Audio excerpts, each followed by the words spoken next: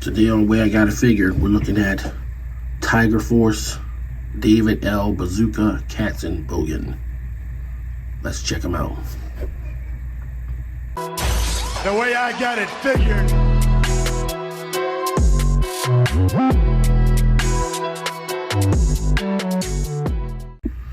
Hey out there, action figure fans, back with another G.I. Joe Classified series review.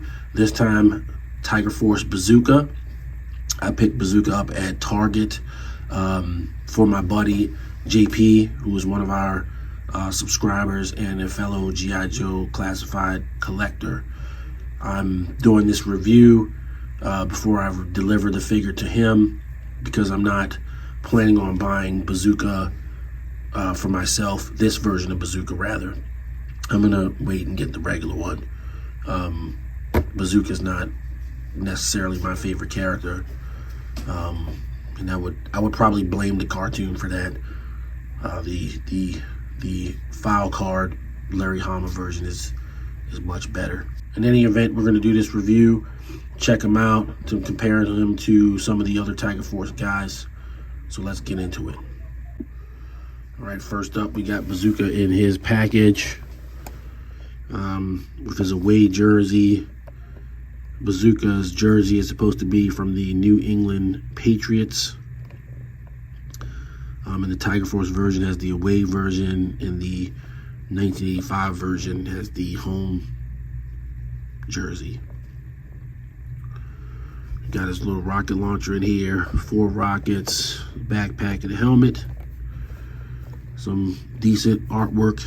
He looks like a big muscle guy. They never really portrayed him as kind of a big muscle guy, but it works. He's got kind of a smirk on his face. I wonder if he's supposed to look like Lenny. Looks like kind of like Lenny to me. If you agree, mention it in the comments. So we got some more artwork of Bazooka over here. Explosions around him. You got your standard Tiger Force backing, and then you've got his combat symbols over here, his file card symbols. He is, of course, number 54 in the series. And Bazooka's coming in with 3 Ordnance, 4 launcher, 1 explosives, and 3 anti-armor. So he's pretty good at his job. Add that up, it's like 11.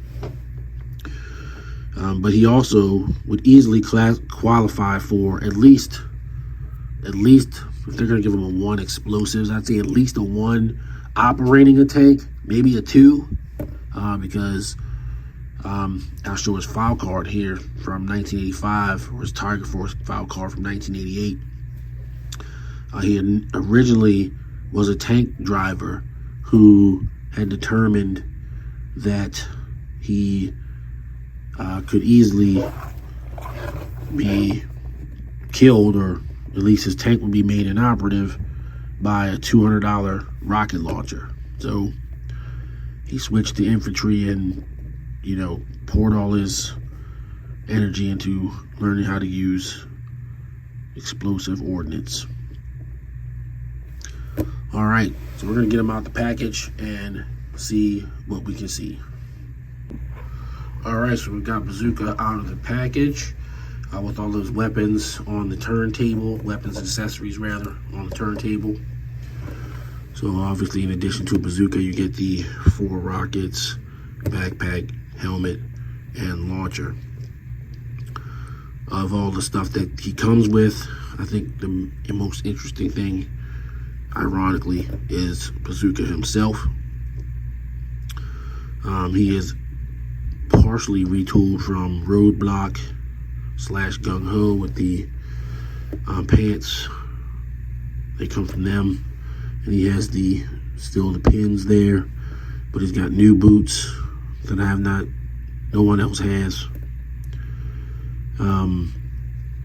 His arms are pinless, so these are new arms. I'm trying to think of other characters that might have these arms. The only one I can think of off the top of my head is probably Hardball. But I don't know. They're going to make Hardball like a kind of super muscular guy. Plus, Hardball had, well, he has short sleeves and long sleeves, or sleeves under his shirt, under his jersey. And it's a baseball jersey. But what he does have for certain is a new point of articulation. So instead of the ab crunch we're used to, he has the Serpentor style ab crunch. So that's kind of new for G.I. Joe Classified. And of course he has a belt here. So yeah, that's pretty cool. So what we need to do, of course, is to test out that ab crunch. So when we flex forward or back, it does go a bit forward and a bit back. And while it's not as far as what you would get on a, classified figure with a regular ab crunch, the previous kind of ab crunch, this seems more realistic to me. Shouldn't really go but so far back. Stretches, human ability to go back that far or forward but so far. If anything, I would say if I had an issue with it, it's that it's not all that easy to line it up correctly. So even though I have it lined up correctly here, he's not exactly standing straight. So you have to turn the waist and then turn this to get him 100% 90 degree. And I'm still not sure if that's, I guess that's close enough for government work. He does have these new boots. I don't know if the actual foot part is new, but this part is new. One of the things I'm not sure about is like on the bigger figures, their feet are like kind of small. So it makes it a little bit difficult to stand them and hold up the weight of, to balance the figure, because, your feet have to be a size that's going to allow you to balance, right? That's true in real life. It's also true for action figures. So maybe they need to make the feet a little bit bigger. I can't really speak to that for sure. I mean, he does stand up. I'm not saying he doesn't, but he might stand up better if his feet were slightly bigger. And of course, he's going to have more range in his elbows due to the pinless joints. And his head goes up about there, down about there. So while he does look like Bazooka, I don't know, man. He also looks like Lenny, especially with the eyebrow. I really think they made a Lenny figure here. If you think I'm wrong, be sure to tell me, but looks like Lenny to me. Just no beard. All right, so we're gonna get old Bazooka geared up and see what it looks like with all those accessories on him. All right, so here's Bazooka with his weapons on. It took a little bit doing to get him to stand. You see one of his feet's not exactly on the ground, but you can, with a little work, you can get him to stand. And that's probably where the bigger feet would, maybe help out a little bit. But it does look good with his accessories. I'm kind of selling myself on this figure as I watch him go around the turntable, much like you are. But I am definitely going to hold out for the regular version.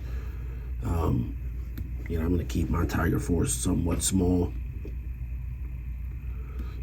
So let's go over some of his stuff. So of course you got the backpack and the rockets that go in it, with the, it just basically approximates the 1985 figure. But you do have an extra hook on there that you can use to hook the bazooka on there, so you can carry that around. You can stick a rocket in there. I'm not sure if you really need to do that because, the rocket really loads. Well, maybe it doesn't load from the back, but I don't know. I think that's supposed to be like about the distance of if it's like shooting out of the rocket launcher. It's not just supposed to sit in there. I just put it in there because they actually made it to go in there. So there's that. And then you have the Fritz style helmet that Bazooka has. Characters started showing up in G.I. Joe in 1985 with the Fritz style helmet that the U.S. Army and Marines definitely had started adopting around that same time. So, that's pretty cool there. I've seen some people ask stuff like, why didn't he come with an extra gun and this and that? And, maybe a sidearm probably would have helped a little bit. But, I don't think he needs one. But I guess it would be nice. I mean, they gave Outback a sidearm, and Outback did not have one in 1987. So, come on, Hasbro, you can do a little bit better. So there you go, Bazooka and his accessories. Let's do some comparisons. All right, so here we got Bazooka with his Tiger Force compatriots Outback and Duke. So as you can see, him being in a larger body, he's taller than them. I've got him with his rocket launcher in both hands. And I really did that to make sure that he would stand so that he wouldn't be off balance one way or the other. But they look good together. They all seem to have that same aesthetic as they should. And I don't know what else to say about that. Tiger Force, right? So yeah, I really think that they need to kind of think about these feet because they look good, but in practice it just doesn't. On the big guys, it just doesn't always work out. I'm not gonna harp on that, but you want your figures to stand freestanding without having to bring in an action figure stand, and that's kind of something you're gonna want to do is have a well-designed foot. All right, so I'm gonna move on to final thoughts. Final thoughts on G.I. Joe Classified Series Tiger Force David L. Bazooka Katzenbogen. I'm going to give him an 8. I'm going to give him a solid 8. He's a good figure. The design of him is nice. He's got some new parts. He's got some reuse. But, most G.I. Joe Classified figures are doing that. So there's nothing really to complain about there. It's a smart way to make the figures. Perhaps he could use a little bit more razzle-dazzle in the form of a sidearm, but I don't think that's necessarily, I don't think it's necessary for him to have that either. It's really just, if you're going to get this figure, it's like, are you a completist? Do you want every single figure, or do you want every single character? Or is he one of your favorite guys? Maybe Bazooka's your favorite, and you're going to get every version of Bazooka they're going to do. For me, I'll stick with the 85 version. The Tiger Force version, I don't have to have. It's almost like a FOMO thing if I was going to get them. So, you know, I'm going to gladly hand this one off to my buddy JP, who I want to thank once again for letting me use his figure to do this review. But way I got it figured, Bazooka Tiger Force version is a solid 8. Okay, so that's going to do it for this video. If you like the content, please like, subscribe, and hit the notifications button. And please leave a comment. I do respond to all comments. So, you know, if you write me something, I'm definitely going to answer. I love conversing about toys. Next up is going to be Tiger Force Recondo. So you'll see Bazooka one more time because he's going to guest star in that video too. So be on the lookout for that.